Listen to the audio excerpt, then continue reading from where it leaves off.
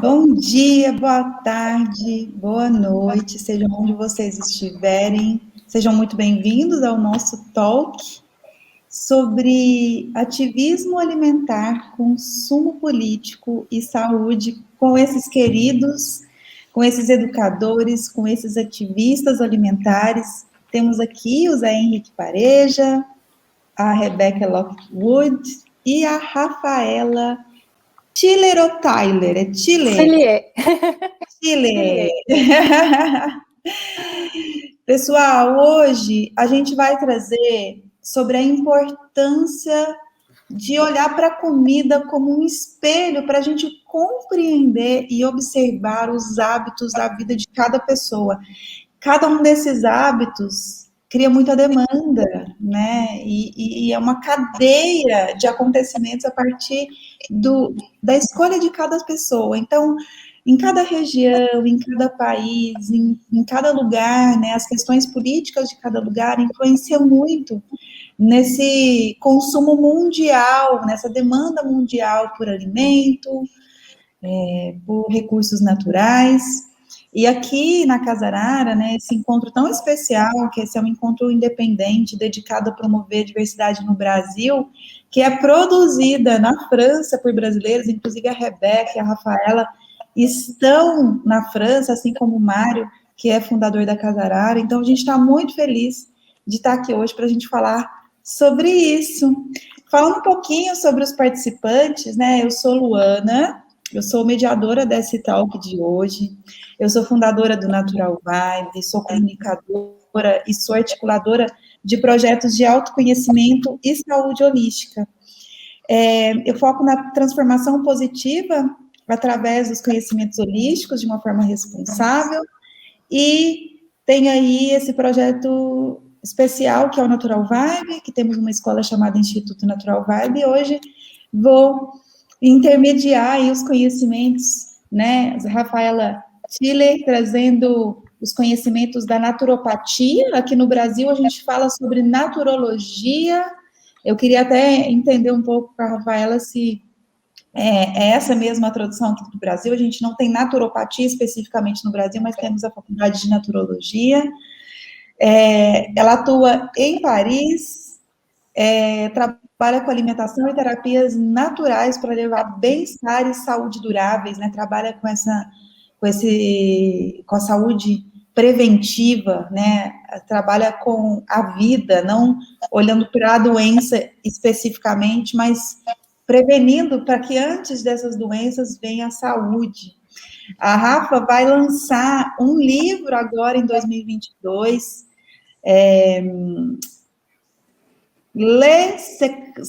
Os Segredos Santos das Plantas Amazônicas, em português, né? Porque eu não vou falar francês aqui, porque eu não falo francês mesmo.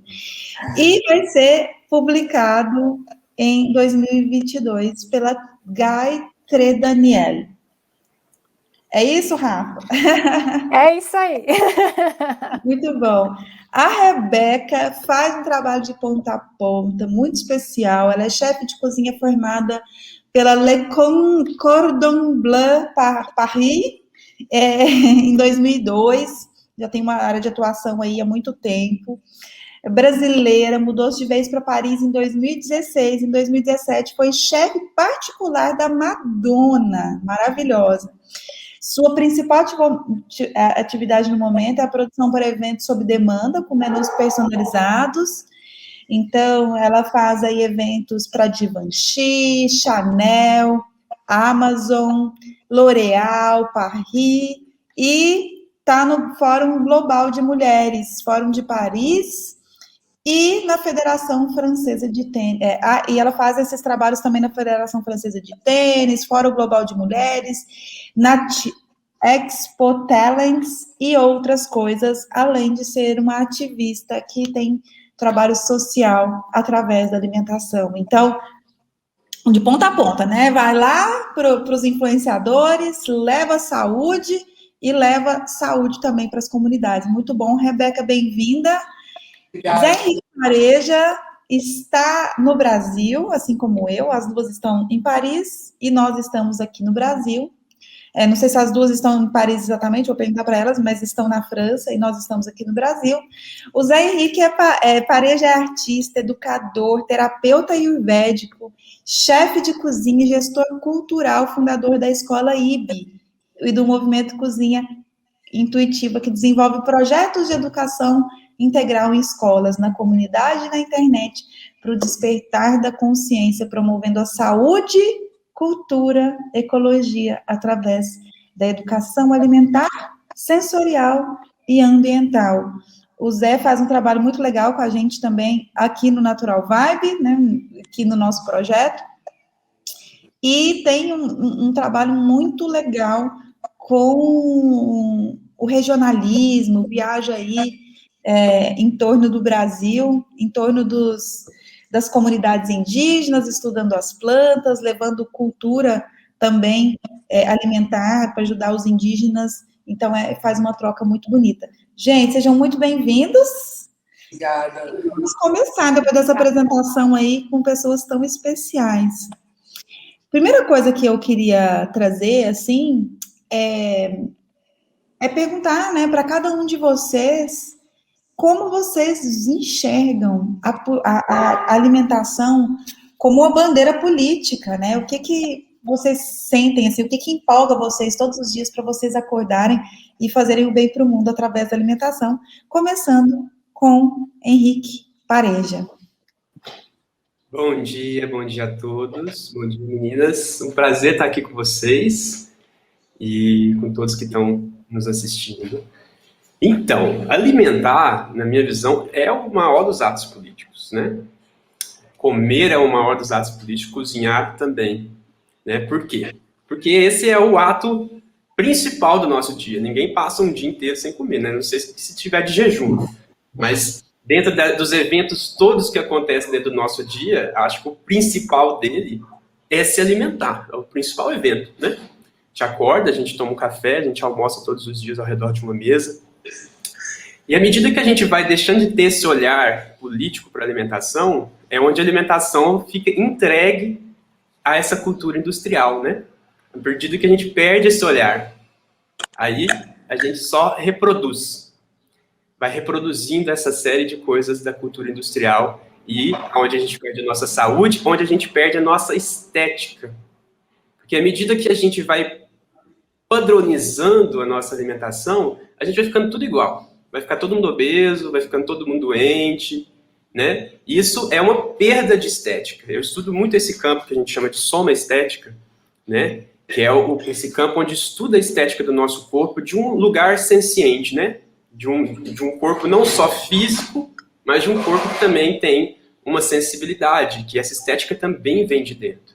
Então, alimentar, sem dúvida, para mim, é o maior dos atos políticos, porque envolve uma série de coisas, né? Desde o seu consumo, o que você está consumindo, colocando em cima da sua mesa, como você está preparando esse alimento, quais são os elementos culturais que você está colocando ali dentro, que você está, né, juntando elementos para fazer uma determinada receita, um determinado prato, né? E até como que você destina depois o lixo que você fez na sua alimentação, na sua cozinha, para onde que vai esse lixo? Ele vai para os aterros, ele é compostado? Então, assim, veja como envolve uma série de questões políticas, não só da sua própria alimentação, mas de uma maneira global, né, do consumo, do lixo.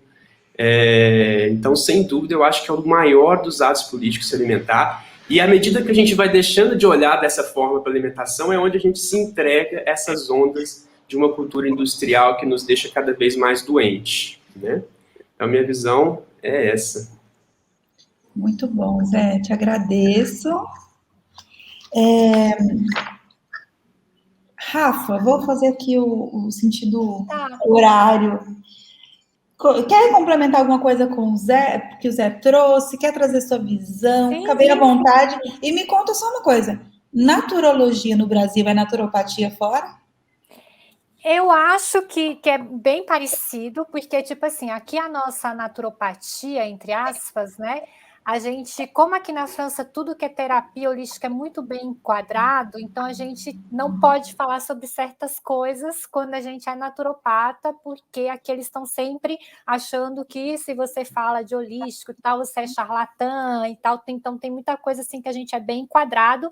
Então, assim, aqui, por exemplo, na parte da naturopatia, a gente estuda muito a nutrição, então a gente vai ter essa parte da nutrição funcional, que hoje os nutricionistas do Brasil estão bem abertos, são os naturopatas que fazem, porque as dieticianas aqui, que seriam as nutricionistas tradicionais, muitas delas ainda estão assim fechadas para tudo que é intolerância alimentar, né, questões de pesticidas, alimentos, então assim, mas eu acho que é bem parecido sim, eu acho que é só uma questão de nomenclatura, que é naturopatia do nature, né, da parte grega mesmo, patia e natura, mas eu acho que é muito parecido com o que tem aí no Brasil, sim, é sempre a base, a alimentação, né, a parte do movimento e a gestão do estresse, para a gente ter esse equilíbrio entre corpo, mente e espírito também, né, que faz parte.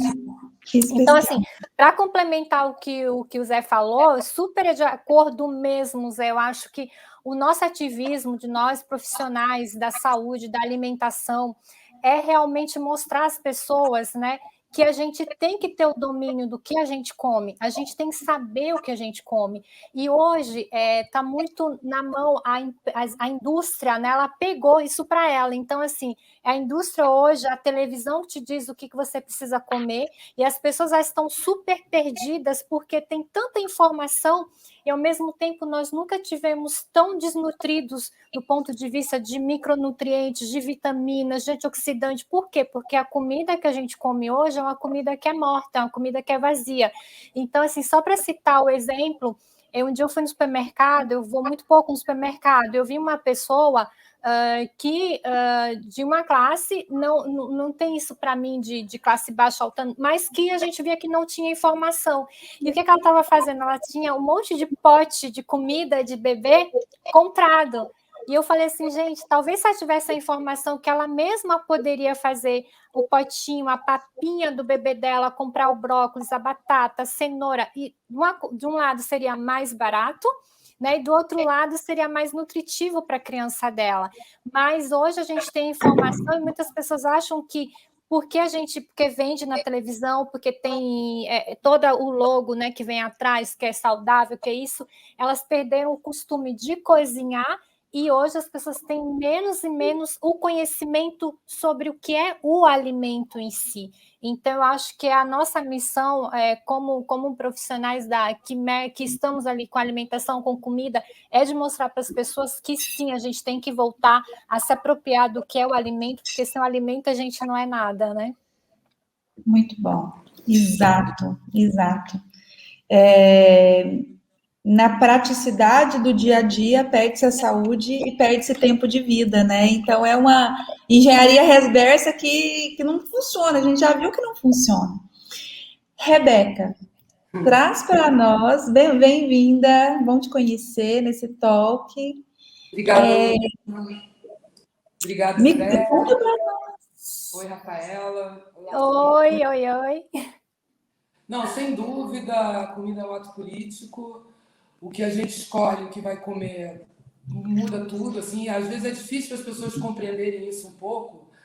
Então, eu começo um pouco dando exemplos. Por exemplo, uma pessoa vegetariana que não come animal, na verdade, ela luta pelos direitos dos animais, que é uma coisa política, ela luta pela saúde do planeta, normalmente ela é ligada ao movimento feminista. Então, da maneira que a gente come, a gente está se declarando quem a gente é, o que a gente quer do mundo. Se você, por exemplo, come kosher, comida kosher, isso diz muito de você, que você tem crenças, né? Você é judeu, por exemplo, halal. Então, da maneira que a gente come, a gente consegue expressar a cultura, consegue expressar a política. E é importante escolher o que a gente come, não comprar comida, de preferência comida que não é envenenada, dos grandes produtores, a monocultura, né? Porque a monocultura, a indústria, ela não está preocupada se você está comendo bem ou não, ela quer vender. E ela acaba com os pequenos produtores, acaba com, por exemplo, no Brasil, as comunidades ribeirinhas, na Amazônia, muita exploração. Então, se a gente não pensa nisso, isso realmente causa um impacto. Aqui na França, eu trabalho muito também com uma associação chamada Meet My Mama. Então, através dessa associação, o que a Meet My Mama faz? Pega mulheres, chefes de cozinha que são apaixonadas pela comida e ajuda elas, através da alimentação, através dessa profissão, a se integrarem na França. Então, são mulheres que depois viram independentes e tudo, e isso também é um ato político. Durante o confinamento, por exemplo, eu trabalhei para o refeitório do chefe Máximo Bottura. Os chefes começavam a cozinhar e davam comida para os mais necessitados. E isso também foi um ato político de sobrevivência durante a pandemia. Então, através da comida... Quando eu fiz aqui na França, eu participei de uma incubadora de chefe, tipo um top chef. Eu escolhi a mandioca como ingrediente principal. Então, todos os meus pratos tinham a mandioca declinada, né? E a mandioca é considerada, por exemplo, é nossa mandioca, a técnica de extração da mandioca, trabalhar a mandioca, é dos índios, ameríndios, e é super sofisticado e tem milhares de anos. E hoje em dia a ONU usa essa técnica de fazer farinha e tal, a mesma técnica na África e no sul da Ásia, entendeu? Porque através dessas técnicas ela ajuda comunidades e cidades pobres a desenvolverem novas técnicas que depois podem ser aplicadas em outros alimentos também. Então, a ONU considera, por exemplo, a mandioca o alimento desse século. Se o mundo não comer mais mandioca, as pessoas vão morrer de fome. Então, é através dos alimentos e desses exemplos que eu estou dando aqui, para mostrar para as pessoas conseguirem compreender a importância do que você come, sabe? A coisa não é só o resultado de um prato bonito, é o ingrediente, é o produtor, é o que você vai fazer realmente depois, como você vai descartar. Então, tudo isso é uma reflexão. Eu costumo muito refletir muito sobre a cozinha, associo a cozinha à arte, antropologia, sociologia, filosofia, política, isso está tudo junto. Então, com certeza é um ato político mais forte que tem. Inclusive, que eu saiba, todas as guerras começam por causa de comida, entendeu? A Revolução Francesa começou porque não tinha pão, depois a Revolução Primavera Árabe porque aumentou a farinha. Então, a comida também provoca guerras. Então, não tem como desassociar isso da política. É um pouco óbvio. Boa, Rebeca. Zé, dando uma puxada, né, na história aqui, eu particularmente tenho uma história muito especial com o vegetarianismo, foi minha porta de entrada para o despertar. Eu tinha uma alimentação extremamente tóxica, era muita carne, muito sangue, muita gordura, né, muita demanda da natureza, só para me alimentar já era muita demanda, imagina para todo mundo, né?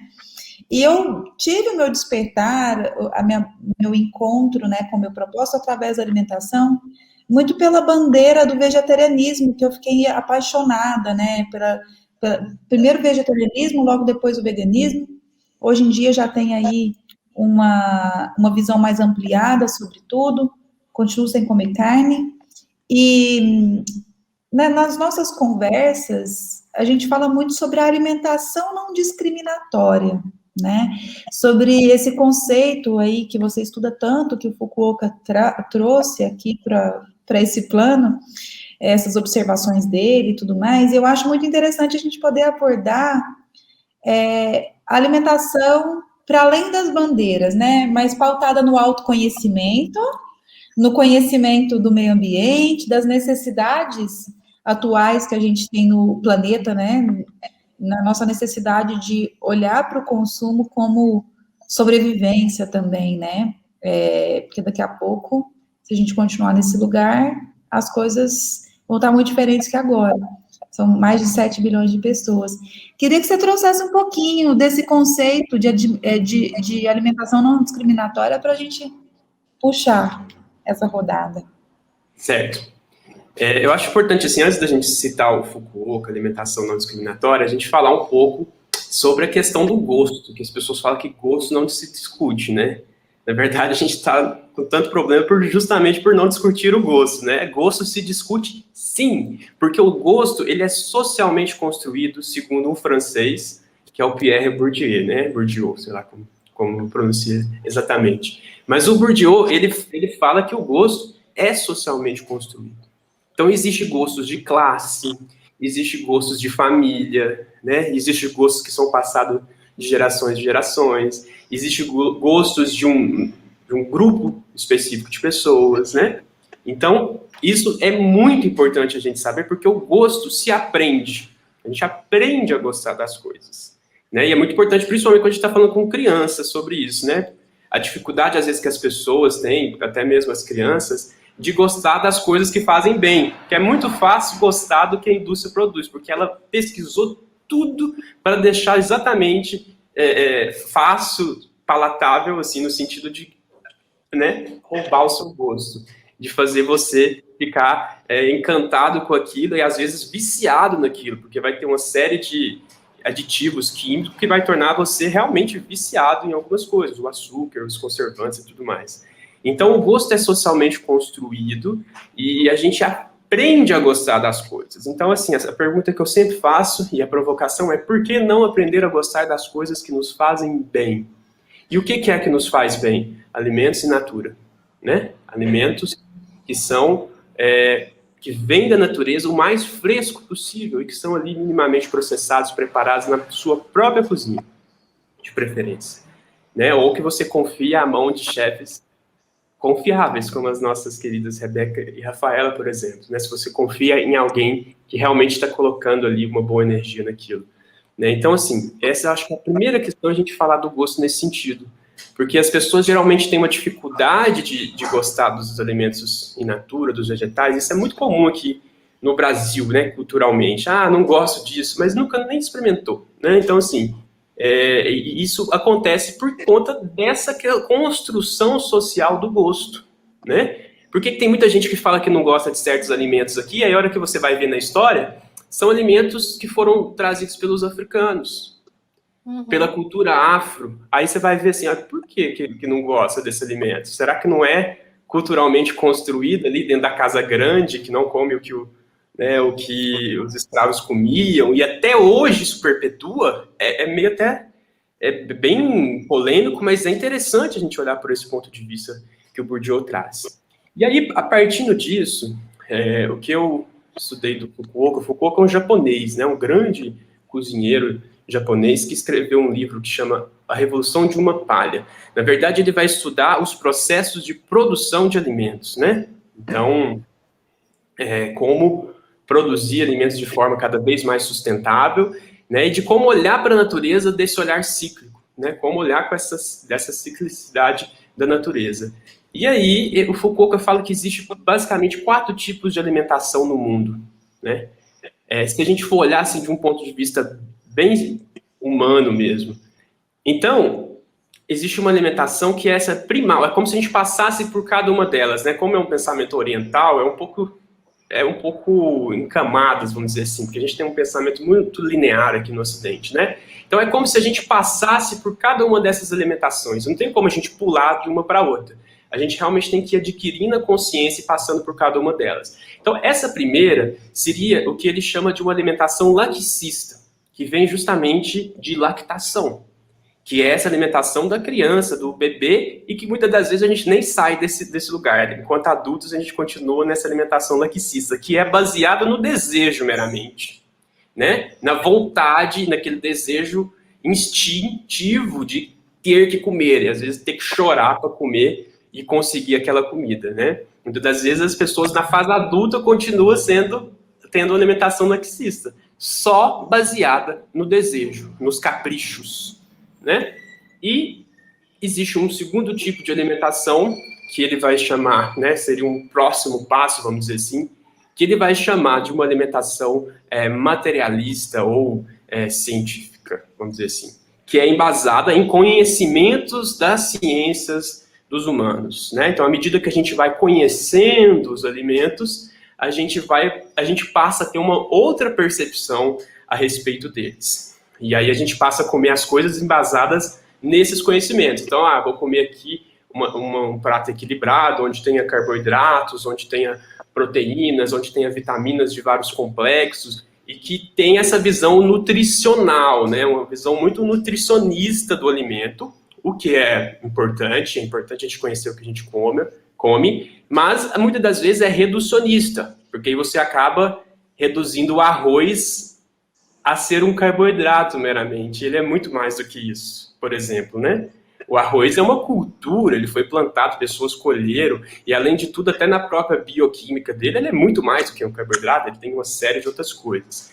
Então, o conhecimento é importante, mas à medida que, se a gente, por exemplo, se reduz só a ele, a gente perde todo um outro aspecto e uma abertura de visão para se alimentar, né? Então, existe um terceiro tipo de alimentação que o Foucault vai falar, que é uma alimentação baseadas em princípios, uma alimentação de princípio. Então, assim, a gente deixa de ter só uma visão do conhecimento humano e passa a ter uma visão de princípio também. Então, é baseada numa moral, numa ética ainda da consciência humana, ou numa religião, né? Não comer alimentos, igual você falou, né? O alimento kosher, a Rebeca tocou muito bem nesse assunto, né, ou o alimento que é halal, que é determinado de acordo com as crenças e as religiões desses povos, né? Ou quando eu falo que eu vou comer porque eu não quero matar os animais, é baseada nesse princípio moral e ético, né, da minha cabeça ou das filosofias humanas. É muito importante, aí é onde está a maioria das alimentações naturais, porque é onde a gente consegue dar um salto de consciência e começar a olhar para o alimento não só de uma maneira só física ali, ou baseada nesses conhecimentos das ciências, mas consegue olhar também com um olhar sensível, né? Mas, também, quando a gente se limita a isso, a gente tem uma alimentação, às vezes, tão holística, né? Tão aberta para o todo, que a gente acaba pisando no que a gente deveria estar comendo. Então, é muito comum também esse reducionismo, e muitas das vezes que fica ali fechado nas bandeiras, naquelas pessoas que, né, que acabam querendo converter todo mundo àquele tipo de alimentação, né? Muito radical, às vezes, dependendo do nível que essa filosofia atingiu essa pessoa. É muito importante, mas não podemos nos limitar só a isso, como eu disse, porque senão a gente acaba pisando no que a gente deveria estar comendo. E não, né, com um olhar tão amplo que aí o que está ali no chão a gente deixa de olhar. E é por isso que o Foucault vai dizer que o objetivo nosso, enquanto seres naturais, seres humanos, é chegar a uma alimentação que ele chama de uma alimentação natural, do homem natural, ou uma alimentação não discriminatória. Não discriminatória no sentido que a ciência, as filosofias, a moral, tem uma visão discriminatória do mundo. Porque ela começa a fazer paralelos, comparações, então vai discriminando as coisas, né? De forma a colocar cada coisa dentro da sua caixinha. Quando a gente tem uma alimentação natural, não discriminatória, significa que a gente vai entender as reais necessidades do nosso corpo, através de um autoconhecimento, lógico, entendendo o que o seu corpo precisa, e também através desse conhecimento da ciência, né, de tudo isso que passou, mas a partir de um ponto, de uma consciência mesmo, né, desse autoconhecimento. E a gente vai entender a natureza que nos rodeia. Então, o que eu tenho nessa estação do ano, o que a região que eu tenho me dá, me proporciona, e através disso tomar decisões que são mais conscientes, né, que são basadas ali. O que te guia, então, nessa alimentação natural é exatamente essas reais necessidades do seu corpo e o ambiente que te rodeia, né? Enquanto a alimentação laxista, o que te guia são meramente os seus desejos, os seus caprichos perante o alimento. A alimentação só científica, o que te guia são só esses conhecimentos adquiridos dos estudos. A alimentação de princípio, o que te guia são meramente esses conceitos morais, éticos, filosóficos, né? Então, uma alimentação natural, não discriminatória, seria um pouco mais ampla. Considerando tudo isso, a gente não está excluindo nada, é como se a gente passasse por cada uma dessas à medida que a gente vai adquirindo consciência, e tendo essa consciência de que o seu corpo tem algumas necessidades específicas e reais, porque existe um monte de necessidades que são induzidas a gente através, né, dessa alimentação industrial, como a Rafaela falou bem, né, através da televisão, do marketing, da mídia, né? Então, assim, entender o que realmente é verdade, o que realmente seu corpo precisa e conhecer o ambiente que você está. né? Conhecer o que a natureza te dá te proporcionando naquele momento. Então, isso é o mais importante da alimentação não discriminatória, porque ela não é só fechada numa bandeira, né? Como é que eu vou pregar o veganismo, por exemplo, lá no Alasca? Que a pessoa precisa fazer um buraco no gelo e pegar um peixe, senão ela não vai ter nada para comer. Como é que eu vou ali no meio da Amazonas, onde a gente vai muito nas comunidades ribeirinhas, falar para eles que comer peixe não é legal, que eles têm que ser veganos, sendo que o único alimento que eles têm é o peixe que eles colhem lá, que eles pescam no igarapé, e a mandioca que eles fazem a farinha na casa de farinha. Como é que eu vou falar para eles comer só a mandioca? Porque a terra é ácida, as culturas dificilmente se desenvolvem em algumas regiões, por exemplo, do Rio Negro, né, do Alto Negro. Como é que eu vou falar para eles que não, agora a moda é ser vegetariano, ser vegano, né? Assim, por mais que isso faz uma diferença enorme nas nossas vidas, a gente tem que entender como levar esses conhecimentos para as pessoas e essas bandeiras também. Então, por isso que eu acho importante sair das caixinhas e das modas e falar de uma maneira mais aberta e mais transparente sobre o que é verdadeiramente se alimentar, né? Que é algo tão complexo, tão amplo, que merece um olhar também mais crítico, né? Então, é essa a minha visão. Muito bom.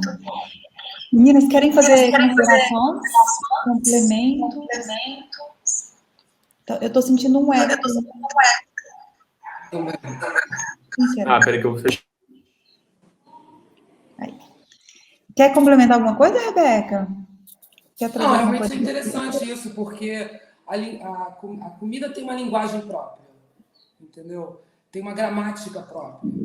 Roland Barthes, por exemplo, ele diz que existe uma polissiméia da alimentação. Então, para cada cultura, por exemplo, vou dar um exemplo, na França e nos Estados Unidos, o que significa o açúcar? Para esses dois países, significa completamente...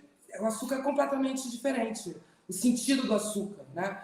Tem o café também, que tinha um sentido, tinha um significado na sociedade europeia, e ao longo dos séculos foi se transformando esse sentido. Então, a comida, ela realmente, ela é uma linguagem, então ela vai se transformando. É questão de hábitos, entendeu? Você ter, aos poucos, você vai inserindo novos hábitos, bons hábitos. Realmente, o problema do veganismo e vegetarianismo, por exemplo, introduzir isso nas pequenas comunidades é difícil. Mas essas pequenas comunidades, elas não são reféns da indústria. A pessoa, quando escolhe ser vegetariano ou vegano, é porque ela luta pelos direitos dos animais, porque ela está preocupada com o planeta. Então, mas não é o caso do índio, entendeu? Que está em sinergia com a natureza. O problema grande é a indústria, realmente. Então, a escala, né? A escala. Então, é a consciência dessa linguagem, do significado da comida, que ela pode ir mudando, entendeu? É muito importante entender. Tem que pensar aonde você vai ser vegano e aonde você vai ser vegetariano, entendeu? Por quê? Então, é o complemento que eu tenho a dizer sobre isso. Eu gostaria de complementar, Rebeca, o que você falou da questão da indústria. E a indústria mesmo, gente, hoje ela percebeu que o veganismo é um mercado muito grande. Né? Então, hoje a gente vê, por exemplo, eu sou vegana, mas está comendo salsicha industrializada porque é vegana. A Sadia percebeu, todas essas, né, Sadia, essas indústrias. Então, qual é o sentido disso? Eu vou comprar porque é vegano, mas é uma indústria, né? Então, de repente, eu vou criticar o índio ou o ribeirinho está comendo peixe, mas eu estou comprando a salsicha vegana da não sei do que é cheia de sal, de conservante para imitar. Então, a gente tem que ter muito cuidado com isso também, porque a indústria já percebeu que isso é um mercado muito grande, né? Então, assim, até onde eu estou indo, né? Até onde eu posso ir? Porque é aquela coisa assim, para a gente também não ficar só naquela coisa fechada, como o Zé Henrique falou, de abrir também a nossa mente e perceber o que está acontecendo. Eu assisti um documentário, acho que é um documentário que está ainda no YouTube, e que me marcou muito, se chama Muito Além do Peso, do Maria Farinha Produções, não sei se vocês já assistiram, onde eles estão indo agora dentro da Amazônia, com barcos, Nestlé, Danone, né? E a mãe que está com a criança no colo, e a criança está em sobrepeso, por quê? Por causa assim, eu deixei de amamentar porque eu estou comprando um leitinho para minha criança, porque o leitinho ele tem vitamina D, ele tem cálcio, né? Então, gente, olha o que acontece. Então, você deixa de dar o leite do teu peito, ela deixa de dar o leite do peito dela, porque ela foi convencida que um produto que vem dentro de uma lata é melhor do que aquele leite que sai do peito dela. Né? Então, as pessoas vão nos barcos, as comunidades entram nos barcos para comprar chocolate, para comprar um monte de coisas que, na verdade, né, elas não precisariam, mas que elas foram convencidas que elas precisam daquilo que é muito bom e que é gostoso e tem vitamina, né?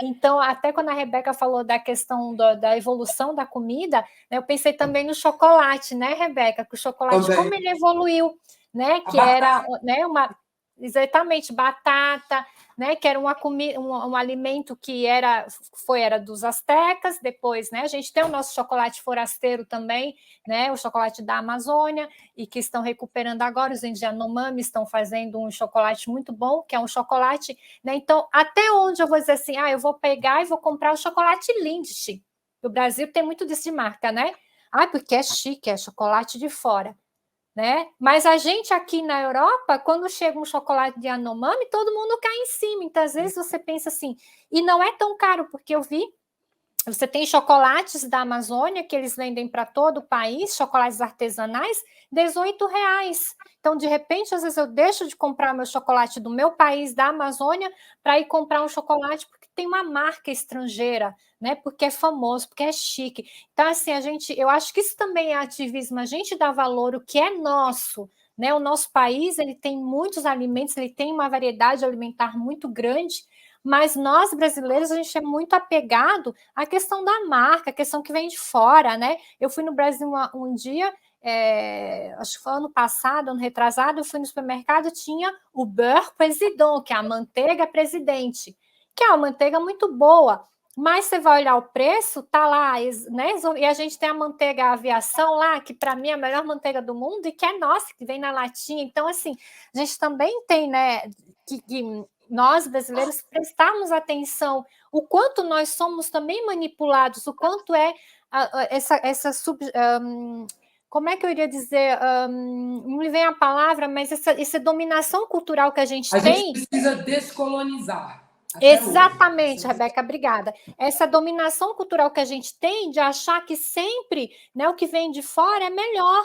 Né? A gente tem a mandioca, a mandioca é o pão da terra, é como a Rebeca falou. E muita gente no Brasil, vai comer mandioca? Eu comer mandioca? Nossa, não. Eu vou comer pão sem glúten, né? Super caro, a mandioca não tem glúten, gente. Um bom carboidrato. E aí o pão sem glúten é feito de farinha de mandioca. Exatamente, né? Então, assim, é essa descolonização. E por que hoje nós comemos tanto açúcar, tanto sal no Brasil? De onde que vem isso? Da indústria, né? Da indústria, mas a gente guardou também esse gosto dessa colonização portuguesa que trouxe esse sal em excesso, né, nessas carnes de charque, todas essas coisas. E no Brasil, por que tem todos os excessos de pesticida, de açúcar, de sal, que não tem limite, não é regulamentado? Por quê? Porque nós, brasileiros, a gente não tem essa sensibilidade de dizer assim, peraí, eu não vou escolher essa marca aqui, porque essa marca tem muito sal para o meu filho, para minha casa, sabe? Aqui na França é super regulamentado. A Rebeca, ela deve saber mais do que eu desse assunto, mas a Coca-Cola... Um escondidinho de frango com milho para as crianças na França toda, não tem um sal. Exatamente. Exatamente, porque eu vi que você fez, e parabéns pelo seu bendiná lá. Mas por quê? Porque tem que ter isso, a gente tem que ter essa consciência. Isso quem que exige? É o consumidor também que tem que aprender a exigir. Né? Então, hoje aqui tem um supermercado dos orgânicos, um mercado que eu digo interno. Por quê? Porque as pessoas começaram a exigir, mesmo que seja um leite industrializado, leite de vaca ou leite vegetal, que seja, mas hoje foi, vamos dizer assim, uma exigência positiva do consumidor que não quer mais, que não quer OGM. Aqui na França não tem comida OGM para gente. Por quê? Porque o consumidor não quer. E por que no Brasil a gente tem que se encher de soja OGM? Não tem mais nada que seja de soja ou de milho ou que não tenha OGM. E por que a gente permite isso? E por que a gente deixa nossas crianças comerem transgênico? Então tem que ter também a nossa exigência como seres sociais, como eleitores, de pensar na comida como ato político também. E de protestar e de dizer, a gente não quer isso, a gente não vai comer, e pronto. As pessoas não entendem que através da alimentação, por exemplo, você fica doente, né? Todas as doenças modernas, hoje em dia, a hipertensão, o colesterol, problemas coronários, câncer, Parkinson, Alzheimer, depressão, tudo isso vem por causa da alimentação. As pessoas não acreditam nisso, elas acham que ficaram doentes tem que ir na farmácia. Elas não entendem que é através dessa alimentação que elas ficaram doentes, né? Exatamente. E se eu posso dar um exemplo da depressão, Rebeca, para que as pessoas não fiquem pensando, nossa, estão falando o que tem depressão a ver com comida? Gente, a depressão, né? Depressão, muitas vezes é por falta de serotonina, dopamina, que são neurotransmissores. Se você não tiver uma alimentação rica em triptofano, rica em tirosina, rica em aminoácidos que vão poder se transformar, vão fazer essa transformação para que você tenha esses neurotransmissores, que são os neurotransmissores do bom humor, da vitalidade, do dinamismo, você pode ficar depressivo sim, se você tem uma comida que é vazia. A primeira coisa que você tem que fazer é parar de comer comida industrializada, comer um monte de antioxidantes, fazer exercício para botar as coisas para funcionar. Porque não é uma tristeza, é um problema químico, entendeu? É uma falta de coisa. Então, e não é... Você só consegue alimentação saudável. E eu só fazer... Todos. Desculpa, pode continuar. Não, pode falar. Não, porque eu só queria fazer um complementar. Pode falar, complementa. Não, eu queria complementar duas coisas que vocês falaram. Primeiro, assim, sobre essas doenças que você citou, né? As doenças, a maioria delas crônicas não transmissíveis, né? Que são doenças evitáveis, vamos dizer assim, né? Justamente quando a gente olha para a alimentação. Aqui no Brasil, eu tenho um dado aqui de 2013, 72% das mortes foram de doenças crônicas não transmissíveis, ou seja, doenças evitáveis. A gente poderia evitar só com alimentação e com estilo de vida, né? Exatamente. Eu já fui na China, eu fui visitar o médico. Você acha que ele me mandou para a farmácia? Me mandou para o mercado. Lógico. E na Índia é a mesma coisa. Não sei por que no Ocidente desassociaram a comida. Bom, eu até já sei por quê, por causa do modernismo. Entendeu? Porque foi o movimento moderno desassocia a saúde à alimentação. Então, foi através do Carême, fazendo aquelas esculturas, que desassocia. É o movimento moderno. Mas hoje em dia a gente já está voltando a associar a alimentação à dietética, né? A saúde. Mas isso foi desassociado. Agora está voltando. Mas e o pai da medicina... doente não por falta de comida, mas porque a gente está comendo muito errado. E muito. Eu sei que o Henrique vai citar o Hipócrates, né? Pode citar. O pai da medicina, e aí as pessoas não estão escutando o pai, né? Porque o pai da medicina já falou lá, né, no século passado sobre o alimento ser o seu remédio, Exatamente. E aí, bem isso, gente, eu acho que tem assim, né? Tem todo o interesse do não conhecimento, porque quando a gente tem o conhecimento, a gente tem o poder, né? E a gente vai dizer, não, eu não quero isso, não. E você, não, e por que eu tenho, né? Então, assim, eu acho que hoje a gente nunca teve tanta comida, né? E a gente nunca teve tão doente. Porque justamente tem, né, essa comida que é vazia. Tem até citando o que o Zé falou, a questão da densidade nutricional, tem alimentos que são completamente vazios. Você come, esse alimento ele vai, como dizia a minha avó, encher o bucho, né, minha avó nordestina, mas ele não te alimenta, né, ele não vai te nutrir. Então, esse conhecimento que eu acho que nós, né, a gente estuda e que a gente quer passar, que para mim é a minha, vamos dizer assim, a minha bandeira, porque a gente vê, como o Zé falou, quanta coisa podia ser evitada. Eu vejo, por exemplo, a minha qualidade de vida, como ela mudou, né, com alimentação consciente, né, a consciência do que eu estou comendo. Não que eu não vou sair, vou dizer, vou tomar um sorvete, vou comer um pedaço de bolo. Não é isso, gente, que a gente está falando, mas de você saber o que você está comendo e por que você está comendo. Isso é muito, muito importante. E outra coisa que eu queria falar também aqui é sobre o desperdício alimentar, que eu acho que também faz parte, né, de um ativismo que a gente tem que vestir, que a gente tem que lutar, de não jogar tanta comida fora. A gente né? Mais a gente joga comida fora, mais a gente faz a sobrecarga, como a Lu falou, do planeta, né? Porque tipo, aquele alimento ele germinou, ele cresceu, ele foi lá para a gente deixar jogar fora, né? Porque hoje tem, se a fruta ela não é muito bonitinha, supermercado vai jogar fora. Se ela tem uma forma que é não sei o quê, vai jogar fora. Isso é culpa de quem? De nós também, consumidores, porque você quer uma fruta perfeita, que tem uma forminha maravilhosa, tua maçã, né? Exatamente, tudo padronizado, como você falou. Então, assim, hoje aqui na França tem vários projetos, inclusive a Rebeca, né, com certeza conhece, que é de cozinhar, né, sem jogar os alimentos fora. Eu acho que ela é uma chefe também que é super responsável em relação a isso, né, porque a gente joga muita comida fora, né? Então, assim, aqui tem um aplicativo que eu acho muito legal, chama Too Good To Go, né, onde você tem um aplicativo, você baixa no seu celular e você vê qual supermercado, qual é a quitanda, vários lugares onde os invendidos do dia, eles vendem por um preço super barato para não ir para o lixo, porque senão vai para o lixo, né? Toneladas e toneladas de comida. Na situação que nós estamos no mundo hoje de falta de comida, e mesmo no Brasil, a gente não pode mais permitir de jogar comida fora, né?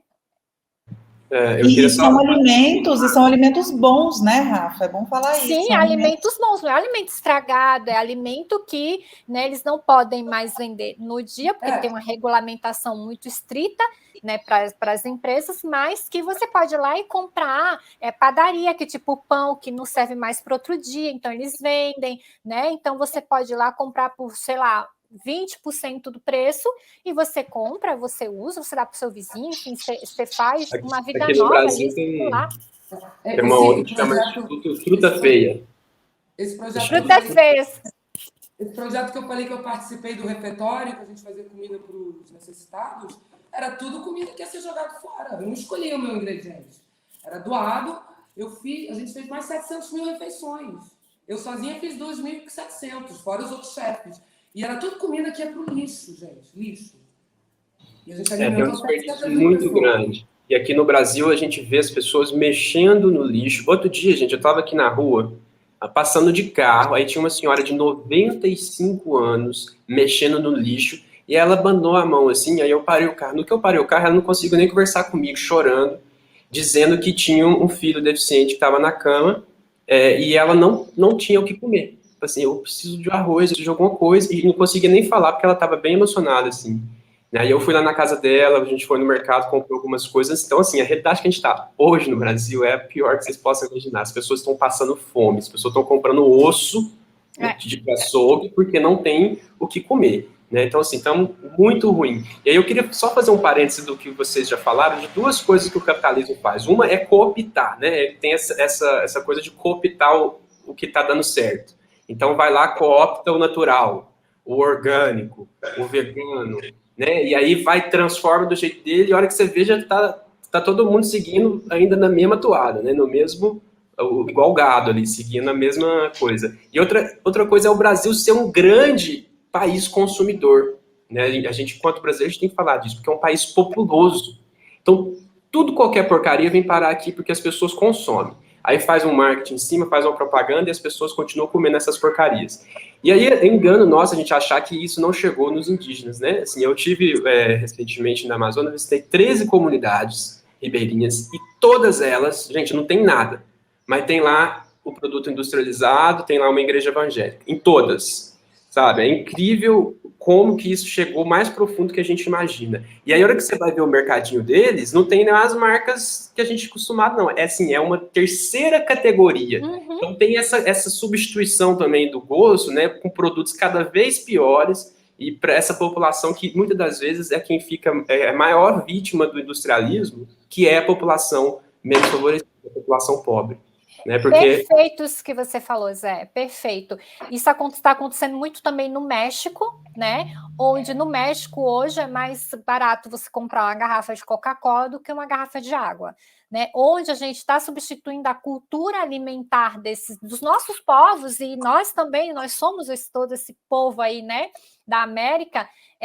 Então a tortilha, né? Com a comida que eles tinham, aí estão substituindo por aquele pão de forma, com atum, né, atum em lata. Então, assim, sendo que eles têm o abacate, né, para fazer a guacamole, tem o milho, tem um monte de coisa, mas hoje, né, nos convencem que essa comida ali ela é melhor do que essa comida que a gente tem, né, de base, nós no Brasil, o arroz, o feijão, a mandioca, né, toda essa cultura alimentar que a gente tem, e que sim, tem que substituir, porque não, né, é bem como você falou, as populações mais pobres, elas são ainda mais expostas, né, a esse tipo de alimentação lixo e da marca bem podre, que chega lá realmente de terceira categoria, e elas acham como a mãezinha que ela está comendo, é melhor ela comer isso ali, aquele pão de forma, do que comer a mandioca que ela tem lá, que ela tem talvez no quintal dela, né?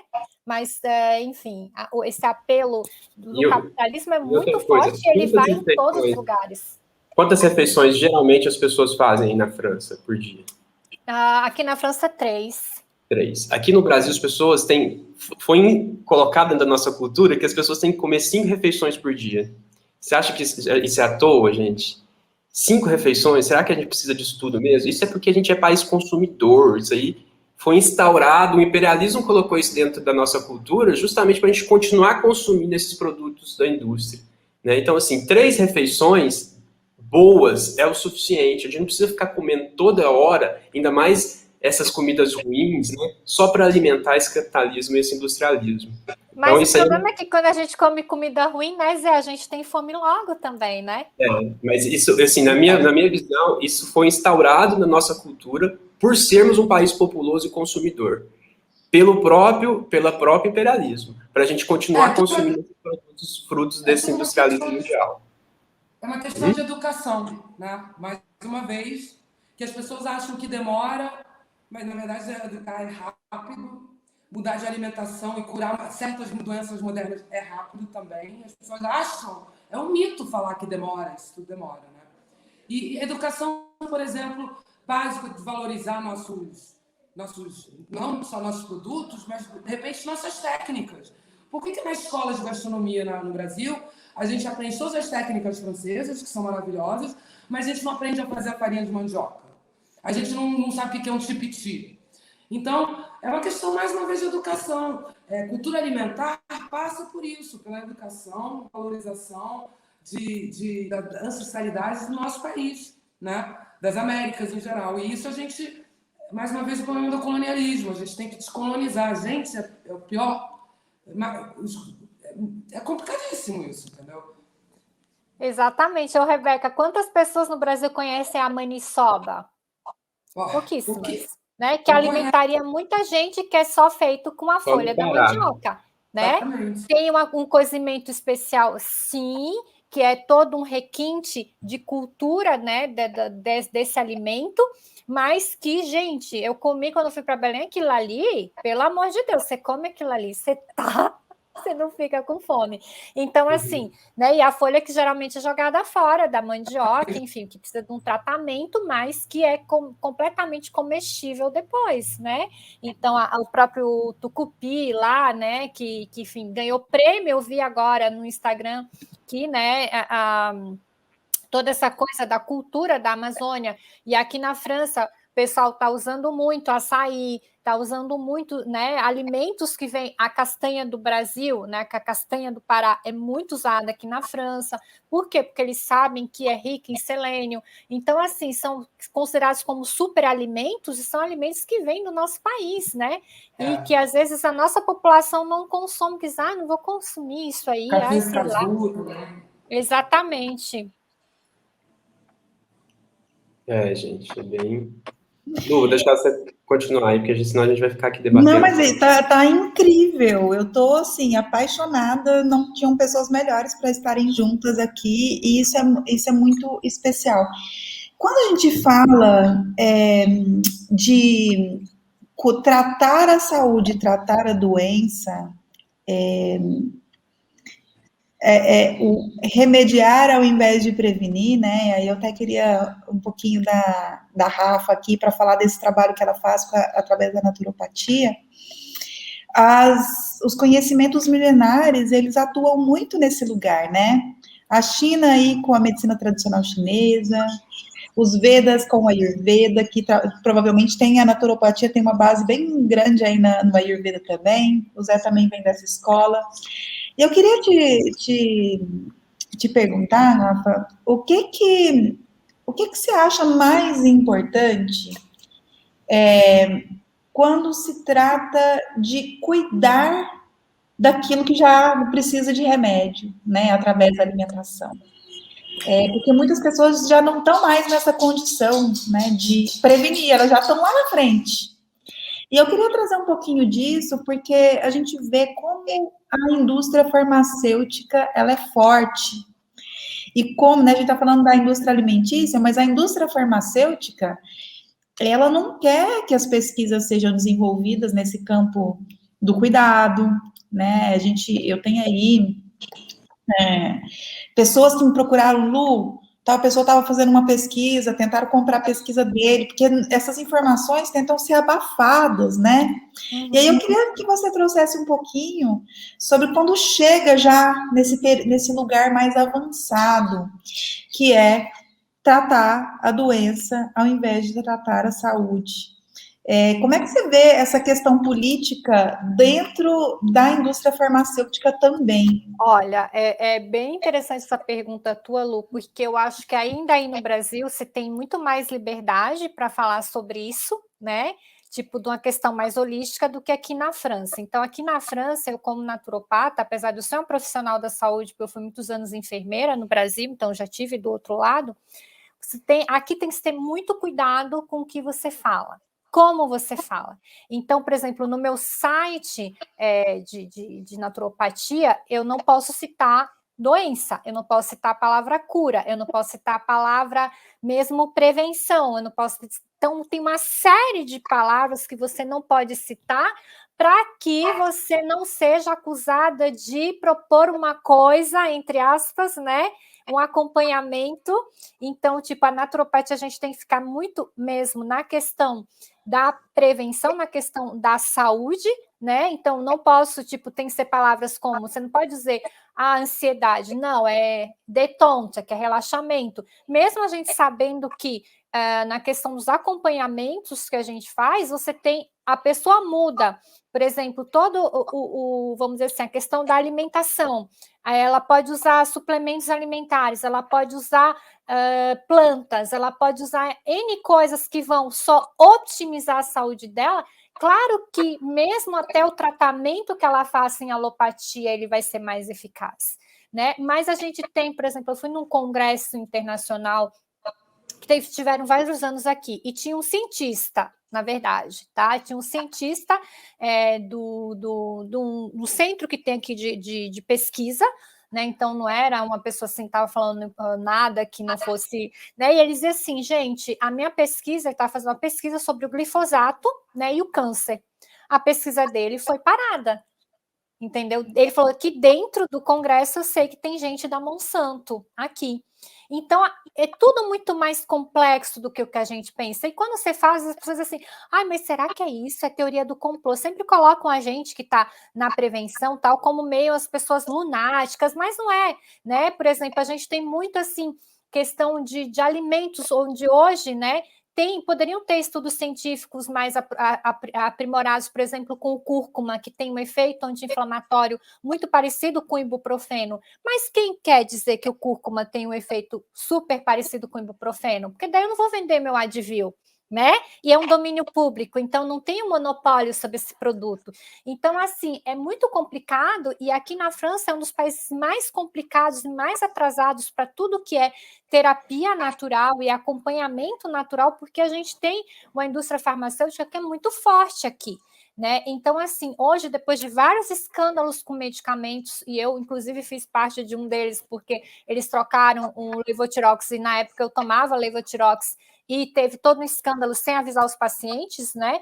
Então, assim, as pessoas estão começando a ter um pouco mais de informação e a se questionarem sobre certas coisas, né? E nesse mesmo congresso tinha uma pessoa aqui que já tinha trabalhado com um laboratório farmacêutico, eles falaram assim, gente, as pesquisas sobre antibióticos pararam. Os antibióticos que nós temos hoje são antibióticos dos anos 80, dos anos 90. Por quê? Porque antibiótico hoje não dá lucro. O antibiótico você toma 7 dias, 14 dias no máximo, né? E hoje, mais e mais, nós temos bactérias que são resistentes aos antibióticos e a gente não faz mais pesquisa. Então, ele falou assim, o que dá dinheiro hoje para a indústria farmacêutica? São as doenças crônicas, diabetes, hipertensão, colesterol. Porque uma vez que você começa a tomar esse medicamento, você não para mais. Ou pelo menos você acha que você não pode parar mais. Porque você está condenada a tua vida toda a tomar. Então, assim, hoje, claro, você tem hipertensão, diabetes, tem colesterol, você tem sim, toma seu medicamento, mas você tem que mudar, como o Zé falou, o teu estilo de vida. Não adianta. Né? Você tem que mudar, já chegou ali, mas é a parte, é a emoção, é a atividade física e a alimentação. Então, assim, eu acho que é isso, a gente ter essa consciência. É muito forte, né? Que você não está entregue, que o nosso corpo ele tem essa capacidade de regeneração. Então, você não tem um negócio fechado, né? Exatamente, como a Rebeca falou. O diabetes tipo B, com uma alimentação 2 semanas vegano, está controlado. E tem várias doenças, assim, se você, com a cúrcuma, com os frutos vermelhos. Tem um livro que eu adoro, que eu recomendo assim, para o público que tem mais curiosidade sobre isso, chama, em inglês original, How Not to Die. Em português é Como Não Morrer, ou em Portugal é Comer para Não Morrer. Comer para não morrer, eu já falo nesse livro. Michael Greger. É um livro assim, maravilhoso, maravilhoso. Ele te explica tudo. Inclusive, ele mostra que a cúrcuma, por exemplo, é vendida na farmácia, mas não adianta nada você comprar cúrcuma isolada na farmácia. Porque você precisa comer a cúrcuma, mas dentro, integrado no alimento. Exatamente. Que você vai absorver. Quanta cúrcuma que eu preciso? Querida, olha uma receita. Faz a receita. A resposta está aí nas receitas, entendeu? Faz um Golden Milk, né, Rebeca? Um Golden Milk super gostoso, né? Conta, não sei quanto usar. Olha as receitas. Exatamente. Essa onda de colocar os remédios, os alimentos nas cápsulas também, né, gente? Exatamente. Com esse discurso do super isolado, não adianta nada disso, tem que ser através da alimentação mesmo. Exatamente. E é a gente se apropriar, né? A gente se apropriar, né, Zé, do que o meu corpo, eu tô doente, tá? Eu cheguei ali por, vamos dizer assim, vamos dizer um colesterol, tá? Que seja um colesterol não hereditário. Eu cheguei ali por consequências de escolhas que eu fiz. Talvez não foram as mais corretas e não é culpa minha, tá tudo certo, porque a gente não tem informação muitas vezes. Mas a partir dali você pode também mudar e dizer assim, tá, eu vou, como diz aqui em francês, eu gosto muito dessa expressão, me contrôler, me pegar na minha mão. Eu mesmo vou me pegar e vou dizer, peraí, o que eu posso fazer para melhorar? Né? O que eu posso fazer para melhorar o meu sono? O que eu posso fazer para melhorar a minha alimentação? E a gente tem muito essa questão também elitista de achar que a alimentação saudável ela é cara, gente. Não é. A gente tem mandioca no Brasil, a gente tem batata doce, a gente tem muitas frutas, muitos legumes. A minha parte mais feliz que eu fiquei no confinamento no Brasil ano passado, eu fiquei presa, foi ficar na casa da minha irmã, onde a sogra dela tem uma horta, onde a mulher planta de tudo. Ela conseguiu plantar jaca no sul. Em Santa Catarina, jaca, acerola. Então, todo dia eu ia lá e pegava. E, gente, e o quanto é bom esse contato, e o quanto a gente perdeu, e o quanto a gente precisa disso também, né? As pessoas dizem, por exemplo, que a comida orgânica é cara, que não sei o quê, mas é assim, a comida orgânica, ela é 30% mais nutritiva e não tem o veneno. Mesmo que ela seja 30% mais caro, no fundo você pode comer 30% menos, que você vai estar satisfeito igual. Então, assim, não faz sentido que ela é mais cara. Você pode Ela é comer mais cara. nutrido igual, entendeu? E vai economizar no remédio. É aí que é caro. E ela é mais cara porque as pessoas vão comprar ela lá dentro do supermercado, né? Então, outra coisa que vale a gente falar aqui é incentivar os pequenos agricultores. Se você vai comprar comida orgânica, vai lá, compra direto do pequeno agricultor. É muito mais barato, não tem ideia. Assim, na verdade, é mais barato do que o alimento não orgânico que você compra num sacolão. No supermercado. Tem a feirinha da Água Branca, para quem mora em São Paulo. Eu lembro que eu já fui várias vezes. Que ambiente legal ali. E é super barato, né? E for pensar também assim, gente, sabe qual é um dos McDonald's mais caros do mundo? Onde que é vendido? Onde que é vendido? No Brasil. É um dos mais caros. Aqui, McDonald's, a Rebeca sabe, que é tipo, custa 3 euros, 4 euros, né? E no Brasil, e o pessoal, tipo, ai meu Deus, vou economizar, vou lá no shopping, comprar meu McDonald's, mas aí se for para comprar uma feirinha orgânica, ai não, é caro, né? Aí a família inteira comer McDonald's, gasta cento e tantos reais, né? Eu costumo dizer para as pessoas que é assim, a maior parte do tempo, você tem que comer bem. Aí, tudo bem, você pode até comer um McDonald's uma vez por semana, se você quiser. Agora, comer McDonald's todo dia, não dá. Porque a gente, então, tem que ser, na maior parte do tempo, você tem que ter bons hábitos, porque é nisso que vai determinar quem você é. Depois você sair, fazer alguma coisa errada, comer um McDonald's, uma comida assim, assada, você tem direito também, porque, de repente, uma fritura é gostoso, sabe? Mas... Ai, a coxinha, né? Ei, Rebeca, uma coxinha para quem tem fora do país, gente, meu Deus, tem saliva. Gente, e assim, o quanto o ato de ir à feira uma vez por semana, a feira orgânica, ou seja lá qual feira for, né, o ato de você mesmo comprar o seu alimento, o quanto você se envolve nesse lugar, o quanto te dá prazer. Eu, por exemplo, a minha vida inteira, agora eu tenho que voltar aí para a feira, mudei de casa, depois que a gente muda de casa, a gente tem que rever a rotina, né? Mas o quanto é bom a gente ir na feira, escolher o nosso alimento e já, não, isso aqui eu vou fazer com isso, esse eu vou fazer com aquilo. Na hora que você vê aquilo lá, você se transformou num monte de coisa.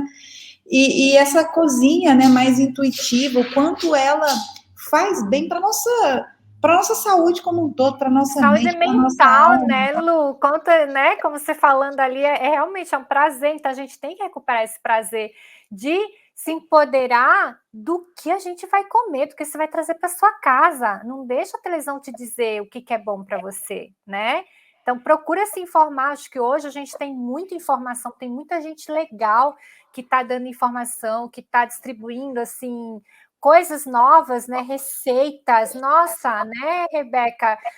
Todo mundo, quem trabalha com comida, tem o maior prazer de compartilhar essas receitas, né? E eu acho que a gente tem que vestir essa camisa e tem que ter esse acordar para isso, né? Antes que seja tarde mesmo, porque o futuro do planeta está aí, nossos filhos, o que a gente vai deixar, né, para essas crianças? O que elas vão... Essa própria educação tem vindo de casa, é como o Zé falou, né? Deixar esse período ali do desejo e ir encalcando nas crianças, olha, não é um biscoito que você tem que comer, mas vamos, né? Vamos comer tal coisa, essas escolhas que a gente vai fazendo que vão trazendo as consequências, né, para o que a gente precisa mais lá para frente, que sejam boas, né? E a melhor forma dessa educação, hein, Rafaela, é justamente pôr a mão e os pés na terra. Assim, eu trabalho muito com crianças e jovens aqui, e nessa despertar da consciência alimentar, e o primeiro passo é saber de onde o alimento vem.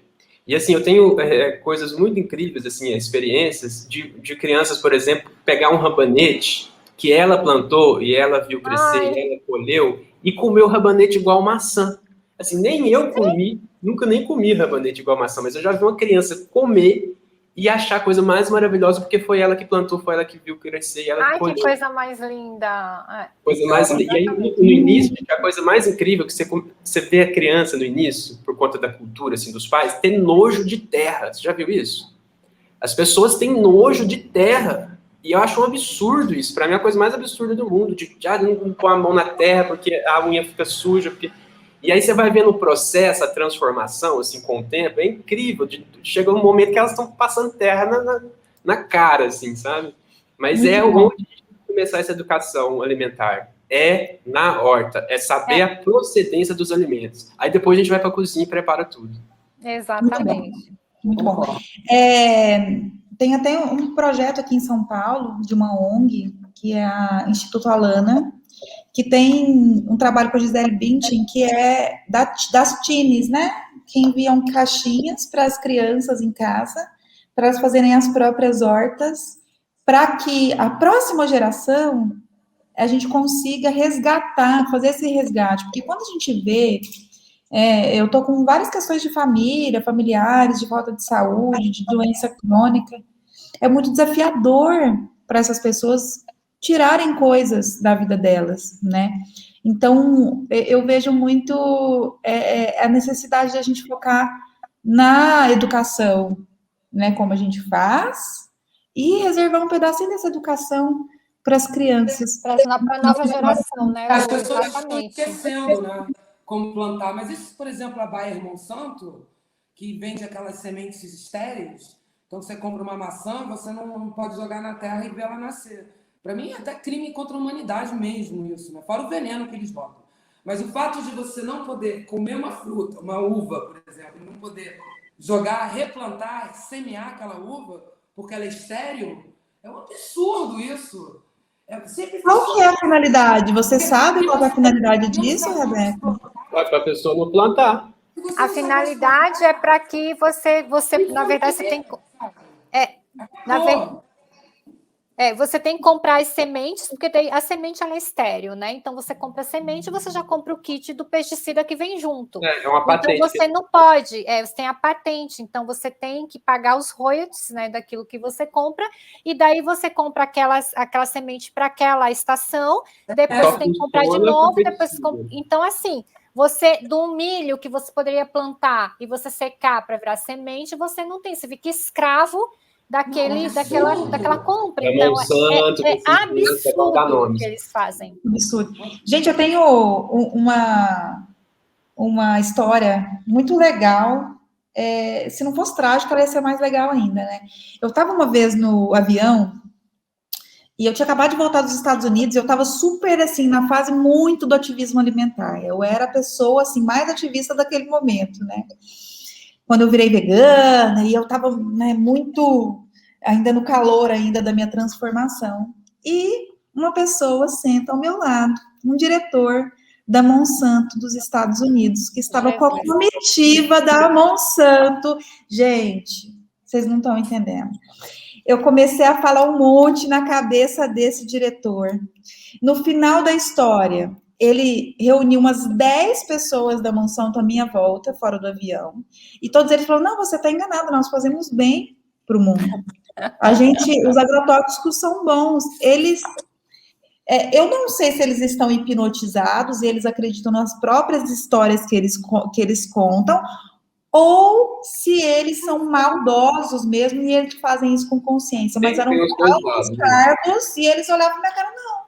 Isso que você eles estão hipnotizados desde a universidade, porque você precisa ver como são os cursos aqui no Brasil de agronomia, por exemplo. Desde a universidade eles já são hipnotizados por essa indústria. Não só da agronomia, né, gente? A própria medicina. E, assim, a coisa mais absurda é que essas indústrias das sementes, das patentes, essas que a gente está falando, hoje, elas também estão comprando as indústrias do remédio. Então, assim, olha que absurdo. A mesma empresa que faz a semente do alimento que você come, faz o remédio que né, depois você vai ter que tomar. Então, assim, eles estão plantando a doença e para vender o remédio depois. Isso é extremamente absurdo, na minha Isso se a gente falar, né, em todos os estragos que foram feitos na Argentina, onde tiveram várias experiências, né, com pesticidas, pessoas com problemas seríssimos de câncer, de alergias, má formação. Então, assim, mas assim, não é culpa de ninguém, não. Isso é, né, os rios poluídos, então as famílias ribeirinhas, isso é uma coisa muito grave, está acontecendo, inclusive na região do Mato Grosso. Por quê? Porque lá tem muita plantação de soja e de milho, né? E tem os pesticidas que são descarregados por via aérea. Gente, se eu falar alguma palavra estranha, vocês não, que às vezes não saem em português. Tá ótimo, então o que tá muito acontece? eloquente.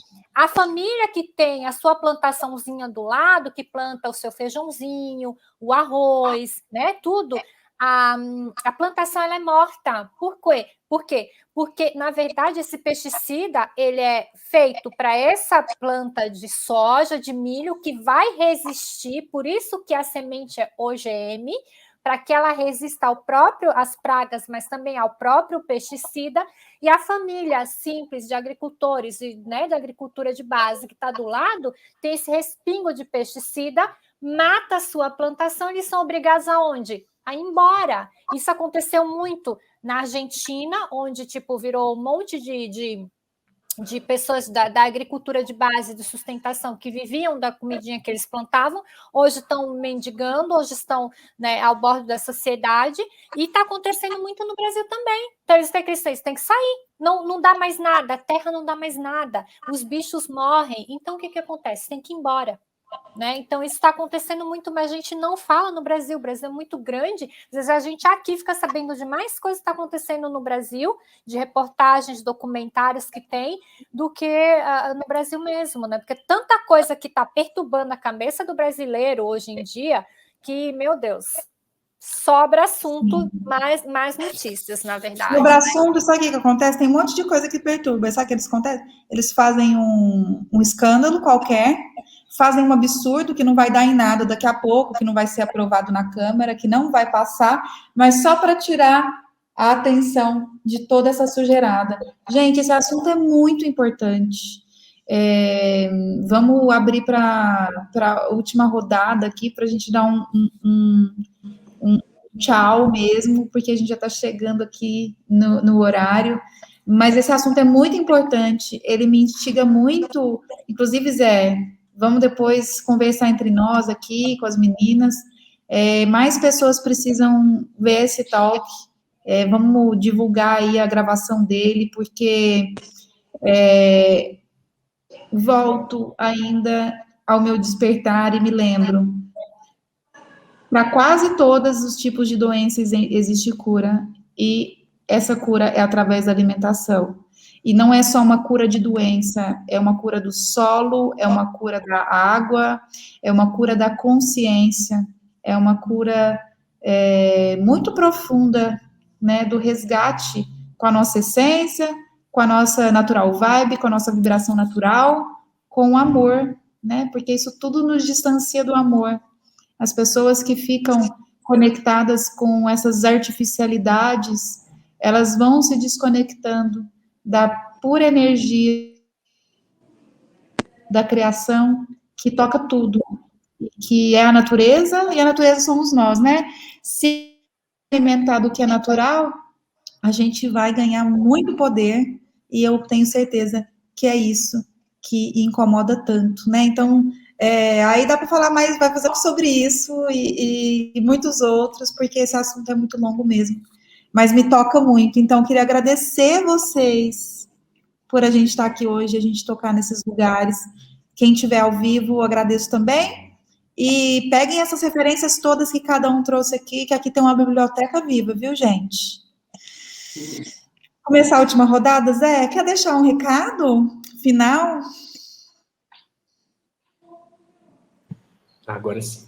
Então, eu quero deixar assim, esse convite para as pessoas poder prestar um pouco mais de atenção no que come, e mais do que isso, não só no que come, mas da onde vem o que você come, né? A procedência. Eu acho que essa é a grande questão para a gente evoluir na questão da alimentação, né, no Brasil e no mundo, é a gente saber a procedência.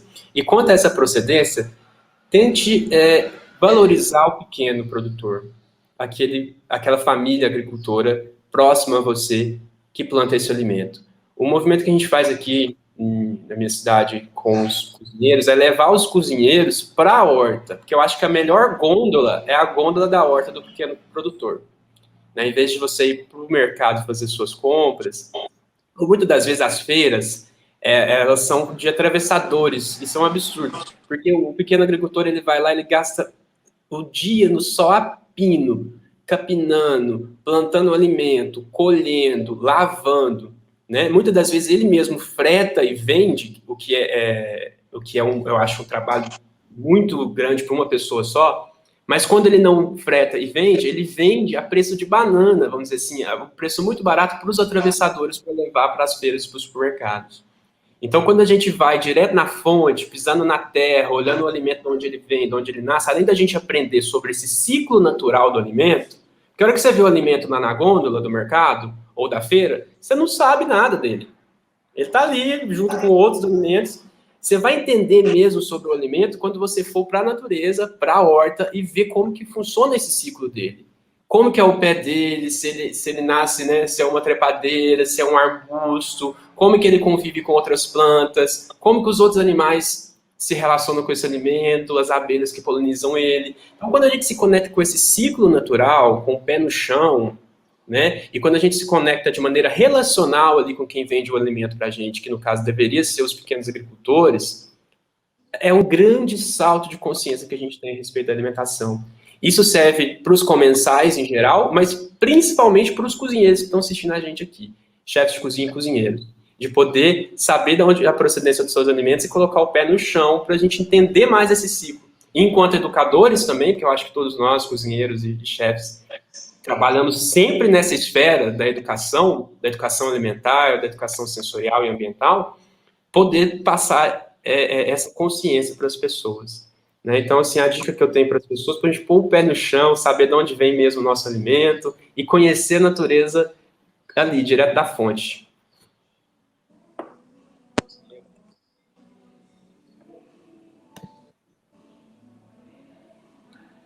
Oi, Lu? Oi. Eu estava aqui abrindo o YouTube nesse momento, deu um eco.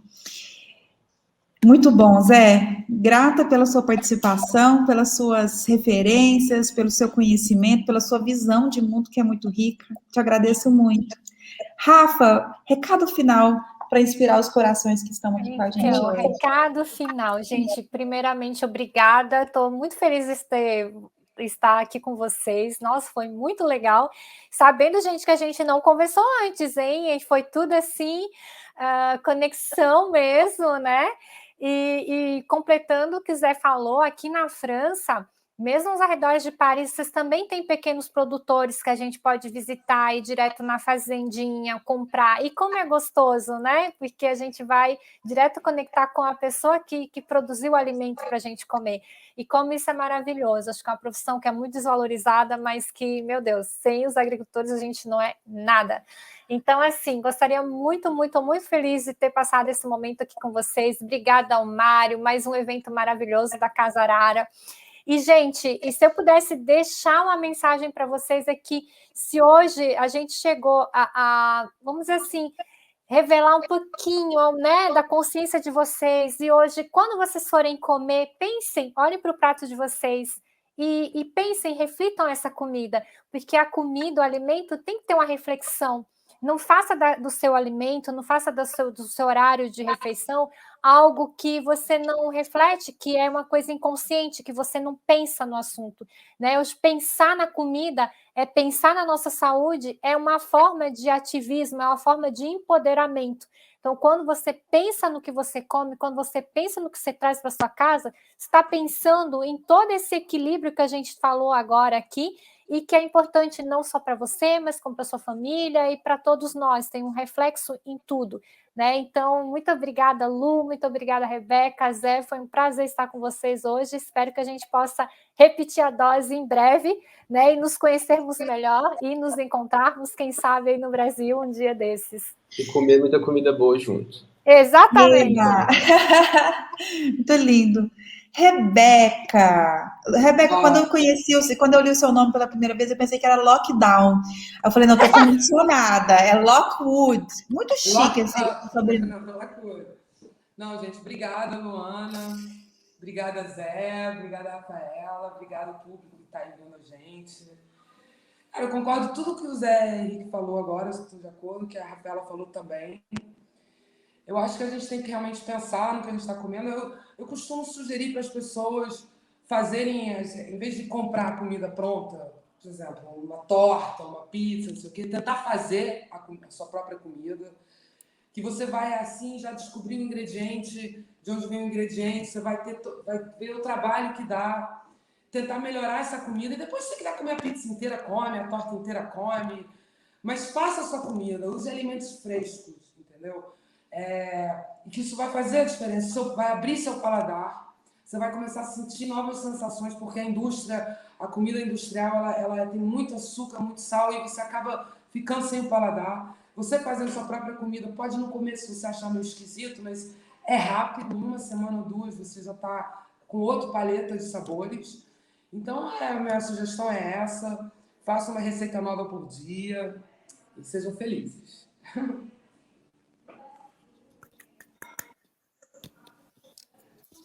Muito, muito bom ouvir vocês nesse sábado. Estou super inspirada, quero transformar o mundo. Vou dar aquela injeção de ânimo. O cara fala, gente, vamos na raiz, vamos fazer alguma coisa para a gente ir na raiz. E que bom. E se você aqui está ouvindo a gente e pode fazer alguma coisa para esse conhecimento e na raiz do problema e você poder atuar através do seu dia a dia, através, assim, das suas escolhas, mas também de forma coletiva, se articular, né, levar esses assuntos para rodas de discussão, né, Deus sempre faz a gente se conectar com as pessoas que podem ajudar a expandir consciência. Então, se você está ouvindo isso agora, você foi escolhido para fazer a transformação na sua área de atuação. Gratidão a todo mundo. Mário, quero te agradecer também. Casarara, sempre maravilhoso estar aqui, é o segundo ano que participo, e vamos continuar aí, que até dia 2 temos mais Casarara. Um beijo, gente. Partiu o terceiro ano, né, Lu? Oi? Partiu o terceiro ano. Partiu o terceiro ano, contem comigo sempre. Tchau, Um beijo, amados, um beijo. Beijo, tchau, gente. Um beijo, gente. Prazer.